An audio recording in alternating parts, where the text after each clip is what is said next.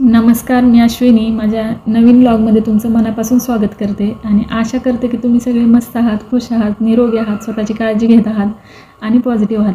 मी पण खूप मस्त आहे, खूप खुश आहे. तर आजचा आपला ब्लॉगचा टॉपिक आहे पाणी पिण्याचे काही नियम. तर आपलं 2/3 शरीर हे पाण्याने बनलेलं आहे आणि आपण 2-3 दिवस अन्नाशिवाय राहू शकतो, पण पाण्याशिवाय राहू शकत नाही. पाणी हा आपल्या शरीराचा एक अविभाज्य घटक आहे. त्याच्यामुळे प्रमाणापेक्षा कमी पाणी पिणे किंवा गरजेपेक्षा जास्त पाणी पिणे किंवा चुकीच्या पद्धतीने पिणे हे आपल्या शरीरात खूप व्याधी निर्माण करू शकतं. आणि शक्यतो सगळीकडे सांगितलं जातं की पाणी जास्त प्यायचं असतं, पाणी खूप पिलं पाहिजे. तर असं काही नाही. आपल्या शरीरात आपण जे काही घेतो अन्न किंवा पाणी ते पचवायलासाठी आपल्याला शरीरात जठराग्नी तयार व्हायला लागतो आणि पाणी हा अग्नीच्या पूर्ण विरुद्ध आहे. म्हणजे पाणी पचवायलासाठी आपल्या शरीरातील सगळ्यात जास्त एनर्जी लागते. म्हणून पाणी हे जास्त नाही तर ज्याच्या शरीराची जेवढी गरज आहे तेवढंच पिलं पाहिजे.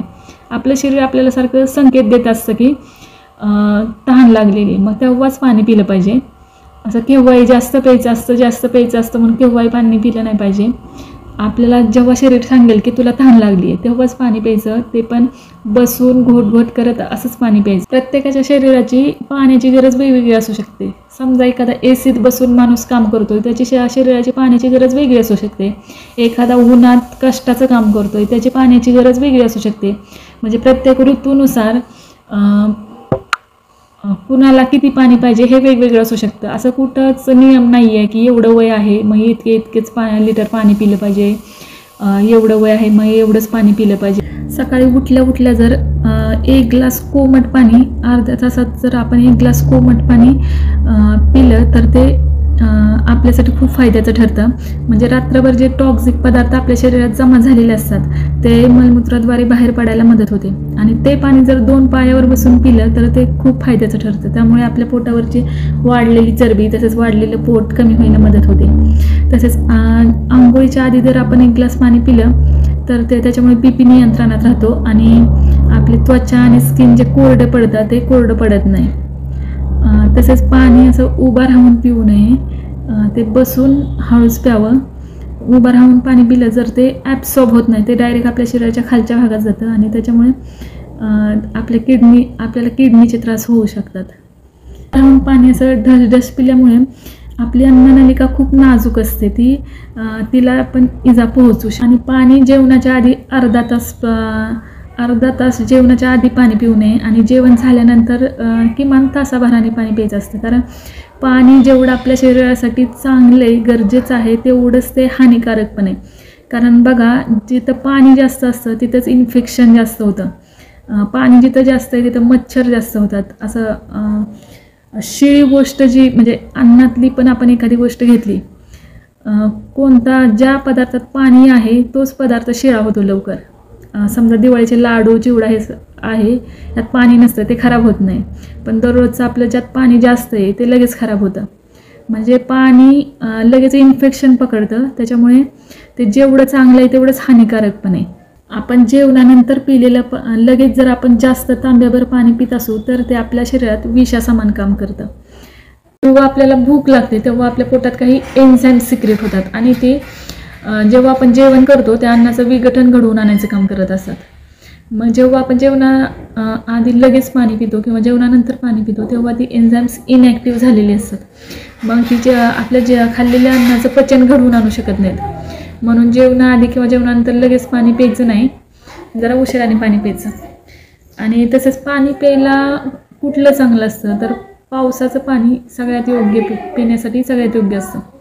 पण पहिल्या पावसाचं किंवा अवकाळी आलेल्या पावसाचं पाणी चांगलं नसतं, मधल्या पावसाचं पाणी चांगलं असतं. जर शक्य असेल तर साठवण्याची सोय असेल तर पावसाचं पाणी साठवून ठेवायचं आणि ते पिण्यासाठी वापरायचं. तसेच फ्रीजमधलं पाणी कधीच प्यायचं नाही. फ्रीजमध्ये बरेच गॅसेस असतात आणि ते आपल्यासाठी खूप हानिकारक आहेत आणि ते आपले हाडे ठिसूळ करणे, शरीरावर सूज येणे, वजन वाढणे अशी लक्षणे दिसून येतात. त्याच्यामुळे जर थंडच पाणी प्यायचं असेल तर माठातलं पाणी खूप चांगलं. सल्फेट, मॅग्नेशियम, क्लोराईड्स, कार्बोनेट्स ही पाण्याला जड बनवतात आणि पाणी जर उकळून घेतलं तर ही सगळी द्रव्ये त्यातली इनॅक्टिव्ह होतात आणि पाणी हलकं बनतं पिण्यासाठी. मग गरम पाणी पिल्यामुळे कोमट पाणी पिल्यामुळे दाताचे विकार, कफाचे विकार, सर्दी, ताप, खोकला, कंठरोग, पोटदुखी असे बरेच रोग बरे होतात. आता आपण ॲक्वा फिल्टरचं पाणी पितो तर त्यात आपल्याला न लागणारे अनावश्यक घटक तर इनॅक्टिव्ह होतातच, पण आपल्या शरीराला लागणारे काही आवश्यक घटक पण त्यात इनॅक्टिव्ह झालेले असतात. त्यामुळे जास्त विकतचं पाणी किंवा ॲक्वाचं पाणी पिलेलं जास्त चांगलं नसतं आणि ते पाणी खूप दिवसापूर्वी प्रिझर्व करून ठेवलेलं असतं. तसेच असं म्हटलं जातं की तांब्याच्या कळशीतलं पिलेलं पाणी किंवा तांब्याच्या भांड्यातलं पिलेलं पाणी खूप चांगलं असतं. तर पाणी पिलेलं चांगलं असतं, पण हल्ली बाजारात प्युअर तांब्याचे भांडे भेटत नाहीत. जी भांडी भेटतात त्याला तांब्याचं कोटिंग केलेलं असतं. तर तांब्याची भांडी घेताना नीट बघून घ्यायची आणि त्यातलंच पाणी प्यायचं. आणि असा पण समज आहे की पाणी उकळून रात्री तांब्याच्या कळशीत भरून ठेवायचं आणि दुसऱ्या दिवशी दिवसभर तेच पाणी प्यायचं. तर हा एकदम चुकीचा समज आहे, कारण तांब्याच्या कळशीत रात्रभर चंद्राच्या प्रकाशात त्या पाण्याची कळकण्याची प्रोसेस होते आणि सकाळी उठल्यावर त्या पाण्यावर एक हिरवा असा तवंग आलेला असतो आणि तो तवंग आपल्यासाठी खूप हानिकारक आहे.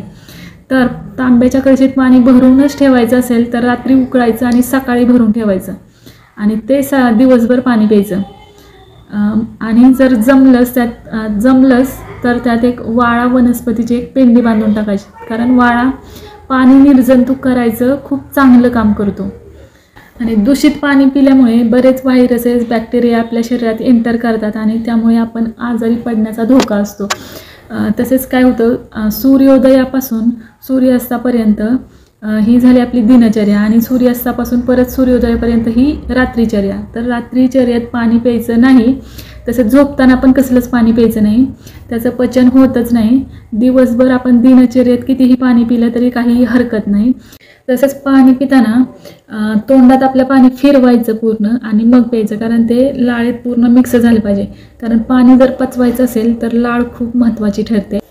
आणि आपण असं म्हणतो की उकळलेलं पाणी प्यायला चांगलं असतं, तर ते चांगलं असतंच, पण त्याचाही एक दुष्परिणाम आहे. म्हणजे आपण आता मुलं शाळेत चालली, त्यांना बॉटल भरून देतो, घरच्या उकळलेल्या पाण्याची बॉटल भरून देतो. पण पहिलं मुलं जेव्हा शाळेत जायची तेव्हा ती बॉटल भरून घेऊन जात नव्हती, ते कुठलंही पाणी प्यायची. पण त्यांची इम्युनिटी इतकी स्ट्रॉंग होती की कुठलंही पाणी पचवायची त्यांची ताकद होती. आता तसं मुलं कुठलंही आपण इतकं उकळून पाणी प्यायची सवय लावलेली असते मुलांना की ते समजा कुठं गेले, कुठं बाहेर कार्यक्रमाला गेले, तिथलं पाणी पिलं की लगेच सर्दी झालेली असते त्यांना. मग त्यासाठी, कारण त्यांची इम्युनिटी तेवढी डेव्हलप झालेलीच नसते, आपण त्यांना इतकं म्हणजे सिक्युअर झोनमध्ये ठेवतो पाणी उकळून सारखं. मग ते बाहेरचं काही त्यांचं शरीर पचवायला म्हणजे तेवढं डेव्हलप झालेलं नसतं. तर इम्युनिटी जर डेव्हलप करायची म्हटलं तर कुठलंही कसंही चालवून घेतलं पाहिजे, पण आपण ते सारखं उकळून पाणी देणं ह्याच्यामुळं ती इम्युनिटी आपण डेव्हलपच होऊन देत नाही. म्हणजे याचा अर्थ असा नाही की उकळून पाणी प्यायचं नाही, उकळून पाणी प्यायचं, पण त्यात पण प्रमाण असावं. आणि बाळांना पाणी पिण्याविषयी घ्यायची काळजी म्हणजे आपण कशाचा पण काढा बनवतो, आल्याचा काढा बनवतो, सुंठेचा काढा बनवतो, तर तसाच आपण सोन्याचा पण काढा बनवू शकतो. तर तो कसा बनवायचा, 24 कॅरेटचं सोनं घ्यायचं आणि आपण जे बाळांना पाणी पाजणार आहे ते पाणी समजा पातेल्यात टाकायचं, त्यात ते सोनं पण टाकायचं, गॅसवर चांगलं उकळवायचं, पाणी चांगलं कमी होईपर्यंत उकळू द्यायचं आणि मग ते पाणी बाळांना पिण्यासाठी वापरायचं. तर हे सारखं नाही वापरायचं, पण दिवसातून एकदा तरी वापरलं तरी बाळांना खूप त्याचा फरक पडतो. मी सांगितलेल्या पाणी पिण्याविषयीच्या टिप्स सगळ्यांनी अंमलात आणा आणि निरोगी राहा. आणि माझा व्हिडिओ इथपर्यंत बघितला त्याबद्दल सगळ्यांचे धन्यवाद आणि भेटू आता एका नवीन व्लॉगमध्ये. धन्यवाद.